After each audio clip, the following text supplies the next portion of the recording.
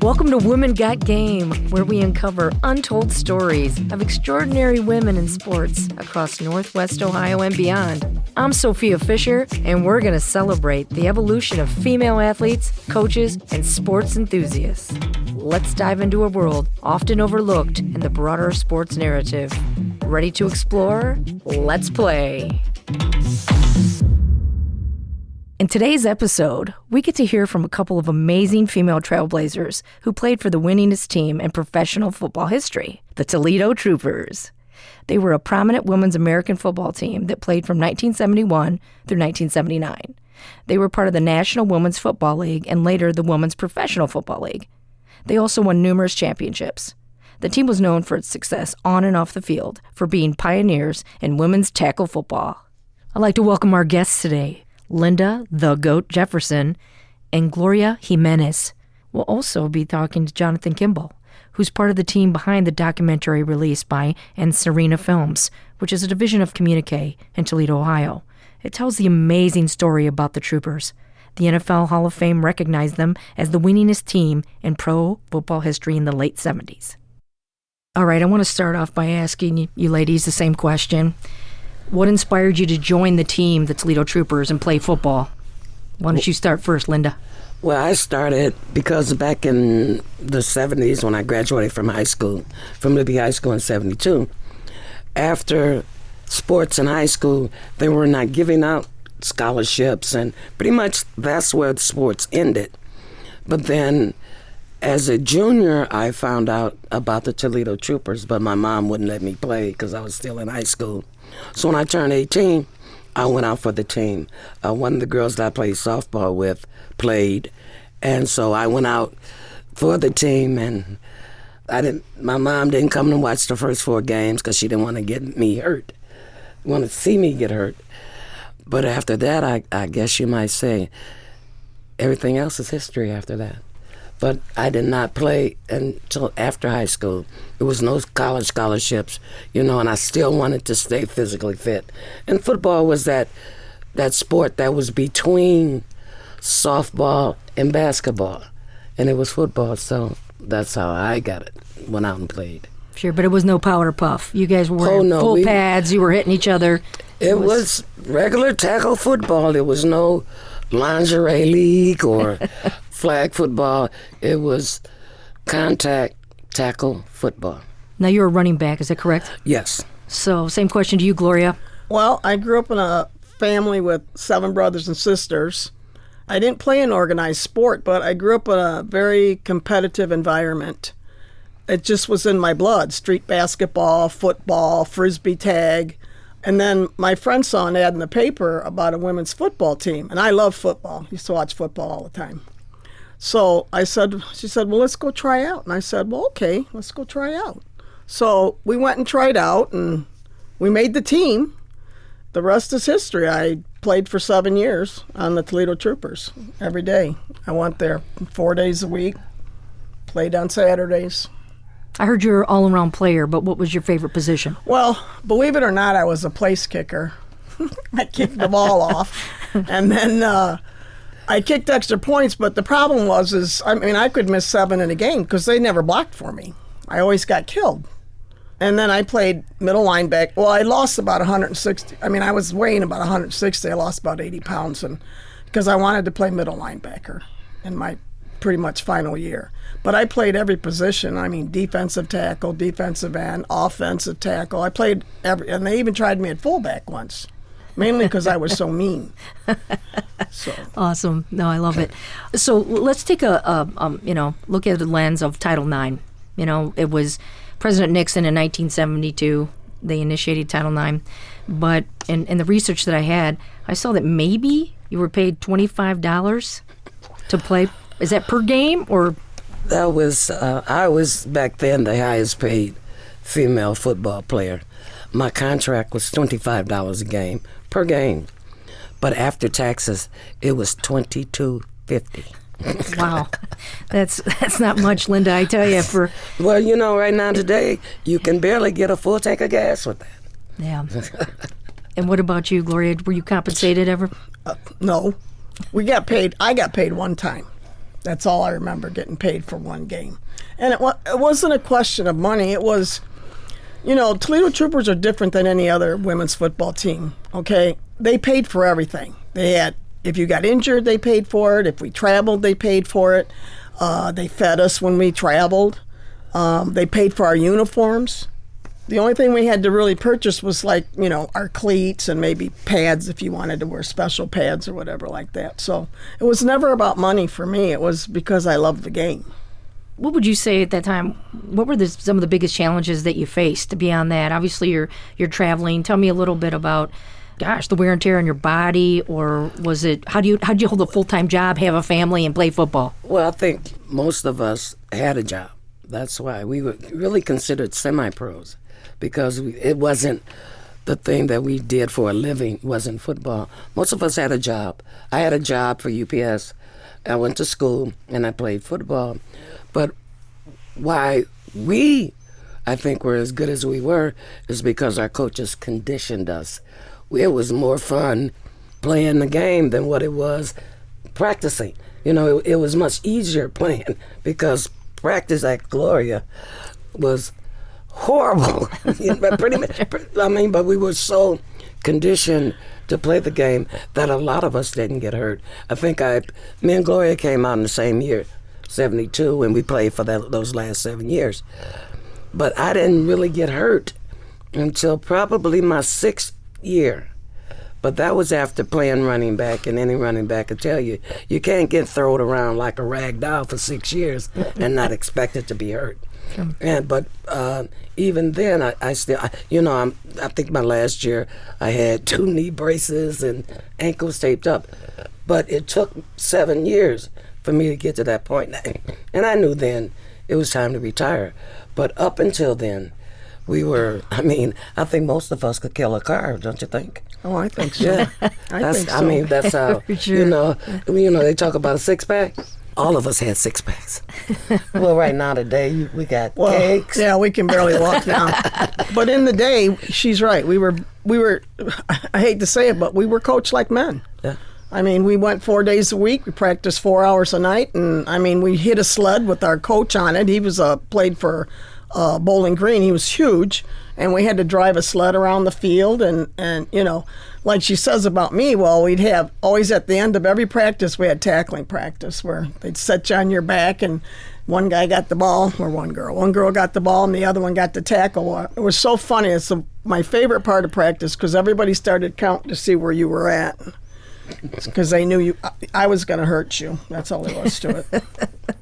You had your targets. That's right. Oh, yeah. Sure. You should have seen them. They were all running around. Oh, no, you go next. You go next.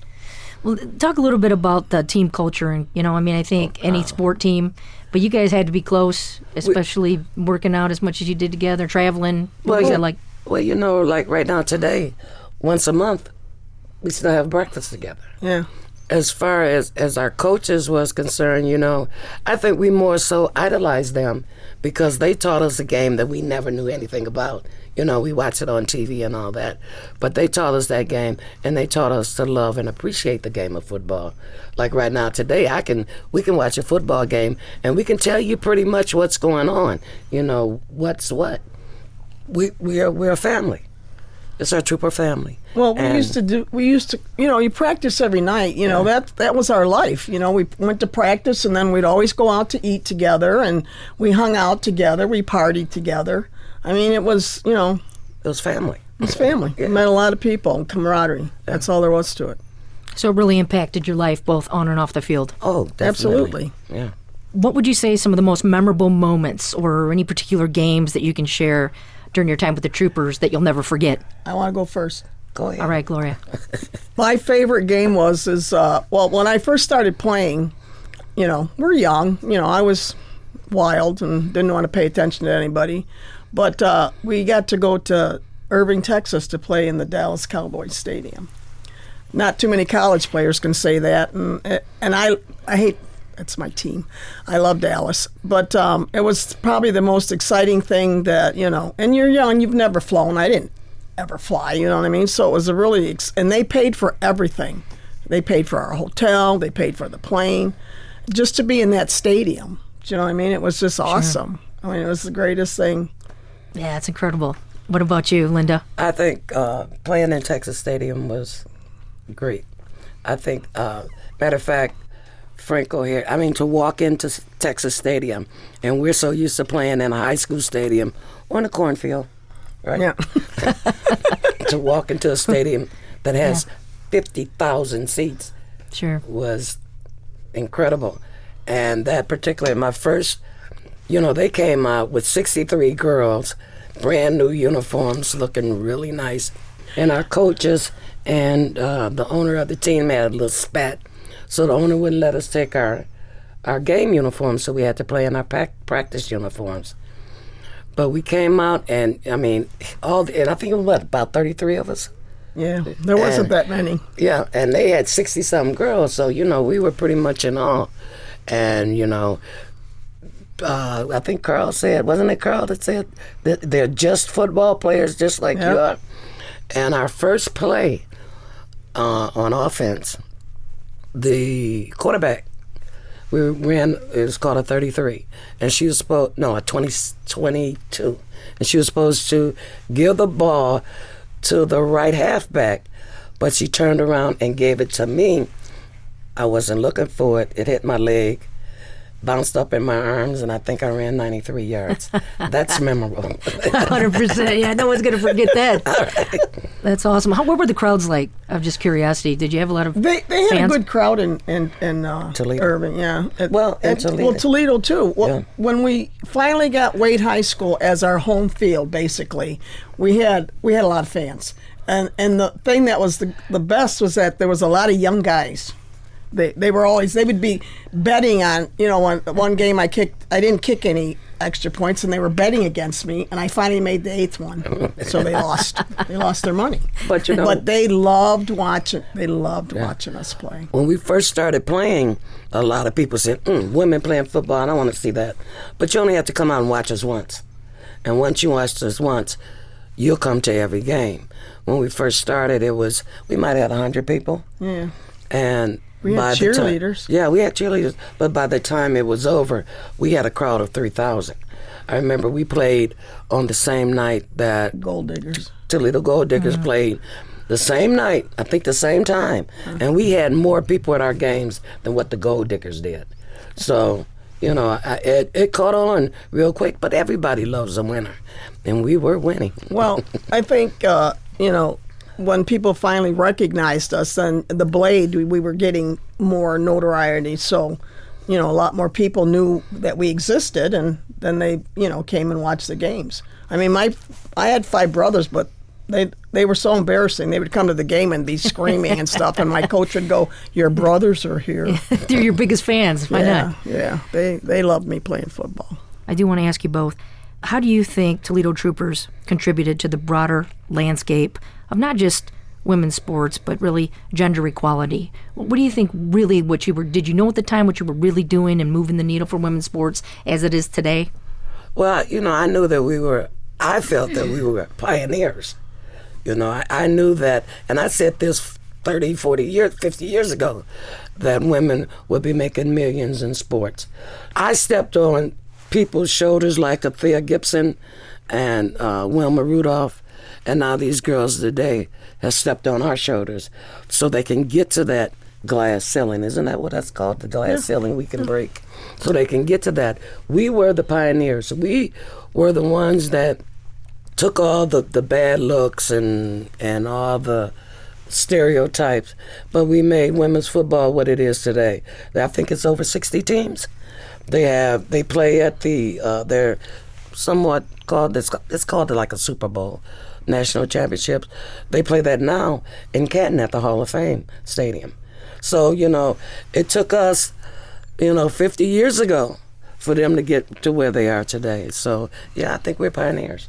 They honored us at that championship game, but I think the biggest thing about the Toledo Troopers is that, we crossed a lot of culture and barriers, and, people, even the young girls, they looked at us as role models, and to see us do something that was basically dominated by men, first of all, to see us do something that, excited them and they want to play football, because there's a lot of teams right now across the country. And we just started the foundation for them. That women can do anything. You just have to put your mind to it. They want to be athletes too. They want to be educated. They want to be something in this world. Notarized anyway. Sure. I remember a friend of mine that I work with, as a kid, how the boys say, well, I want to be Terry Bradshaw or something like that. This guy came and told me that he was playing football with this little girl, and she said, I want to be Linda Jefferson, or I'm Linda Jefferson. And that made me feel good, because this kid, after 40 years, recognized who I was. Or, you hear kids, I've had young girls come up and ask me about, women's football, and I explain to them that there's still women's teams around. And matter of fact, we had a team here, the Toledo Rain. It was the Troopers, then Spitfire, then the Furies, then the Rain. I think it was been 4 teams, and a lot of people don't know about those teams. They know about us because we were winners. Yes, and you won multiple championships, and you were the winningest football team, I think, professional. what was it, 6-time world champs? 6. 6 or 7? Yep. Yeah, time world championship. So you're definitely inspirational. And that moves me to the documentary, We Are the Troopers. And that's where, Jonathan, you come in. What inspired you to make the documentary? Well, it was really all them. This was not like some brilliant idea that I had. It was always the players. I was introduced to the team in 2013 when it was being developed as a feature film, and like most feature films, I don't know if people are aware that probably 99% of movies just never get made. So any movie you see is kind of a minor miracle in some way, even if it's terrible. And that whole process fell apart, and they're the ones that kind of stuck with it. And I'm not sure exactly who it was, if there were multiple different players who kind of kept bugging Verna or Bev or whoever was kind of the head of the team committee that you guys have of kind of the core players. Seeing a lot of the ESPN 30 for 30 documentaries that were popping up and getting real popular, and I think they rightfully said, they were like, "What? Why are we not doing this? Like, let's do that." So once again, their stick-to-itiveness, their championship mentality, they're like, we need our story told. Yeah, absolutely. And it is crazy. I remember when it came back to me, I got word of it through Guy Stout, their coach's son, and Steve, his best friend, Steve Guinan, who's a writer. He wrote a book about the team and everything, and they had worked on the screenplay for this older project. And they kind of own a lot of the intellectual property kind of thing in terms of like showing the logos and stuff like that, because I think all that kind of came through Guy's dad. But he said, yeah, like, I think we're going to do it if John will agree to make the documentary. And I was kind of floored, and I said, well, yeah, absolutely. Sure. I mean, because it is crazy. It's like, it's absurd that this story isn't out in mainstream, right? Yeah, it's got everything you could ever want. Now, the editor is that Tom Sanders then? Mm-hmm. Is that, so he, also, and looking at that, I read a lot about, tried to research and see, there was a lot of documentation out there, a lot of footage. Was it hard to really dial it down because you had probably a lot to choose from, or where did you was there a particular vision in mind? What was the takeaway beyond the history and beyond what they're doing? Was there something intertwined in there that led you creatively? It actually was. There was plenty of awesome photos and newspaper clippings. Like in Guy's basement, he had binders full of like all the game stats from like every season. Like and I think a lot of that stuff was in that library memorabilia. Exhibit. Yeah, just there's a lot of crazy like stuff like that. The footage actually was pretty limited. There wasn't a lot of existing game film. Thank God there was some of the most important games especially that rematch, or I would say the rubber match with Oklahoma City in 76, that pretty much that full game was there, which was very helpful. We weren't really sure what to do at first because of that kind of limited game footage, and we didn't really have the resources to be trying to do big reenactments of big, football games and stuff, so that was kind of out. So we kind of really had to rely on the players and their recall and just interviewing them. And the color they brought to it, just recalling. I don't know about the rest of their lives, but when it came to football, a lot of their memories were steel traps. You could tell that this was, something that they cherished a lot, because some of the stuff that they remembered is crazy after, 40 plus years. So how did that make you feel? I guess, Linda and Gloria, back to you.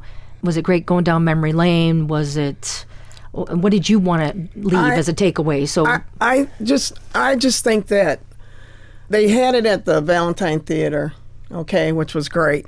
A lot of people came to see it, and I just think it just tells our legacy. That's our story. That's what we spent our whole lives, doing and enjoying, and, It's a story that should be told. That these young girls don't have to be the best of the best, but just have the desire to play. And I think a lot of us might not have been basketball players or track runners, but it was an opportunity for us to play and play with the best of the best. And I think that's what I took from it. It was an opportunity that, you don't have to be the greatest athlete ever. Just have the desire to play a sport, any sport, but make sure you give it that 110%. But just get out there and try to play it. The one saying that I always say, you have to believe it to achieve it. And if these young girls believe it, they can achieve it. So what would be, looking back, what do you consider to be the legacy of the Toledo Troopers? I know there's a lot of milestones, but what would you say? Well, I think it speaks for itself. We were the winningest team in football, and it came out of Toledo. We were winners. I don't know what else you can say. Yeah, I agree with that. We are the winningest team.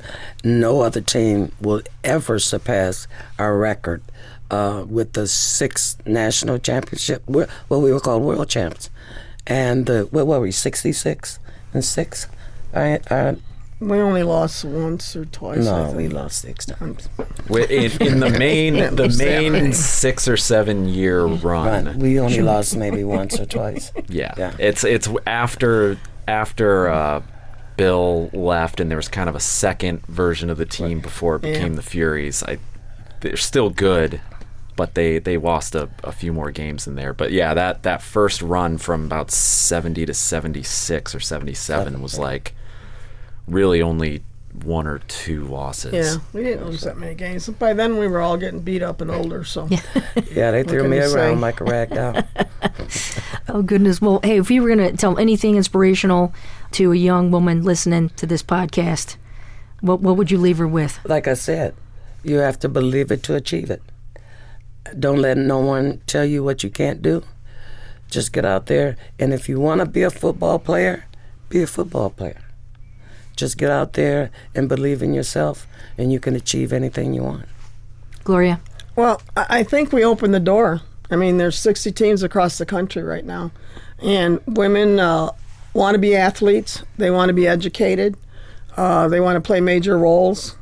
And the young girls, when I went to their championship games, from all over the country, the girls would come up to us and say, "We're so proud of you guys. You got us started, and we want to play."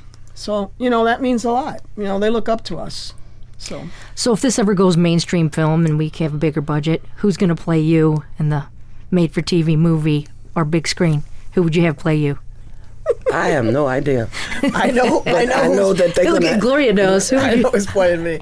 They used to, when they were going to actually make a movie, they would always say, J-Lo's going to play you. All right, I like it. They had Zoe Saldana was in talks to play me. Linda. Right. Ooh, that'd be, I like Back. that. Yeah, Kerry Washington, I heard that name thrown around. Yep.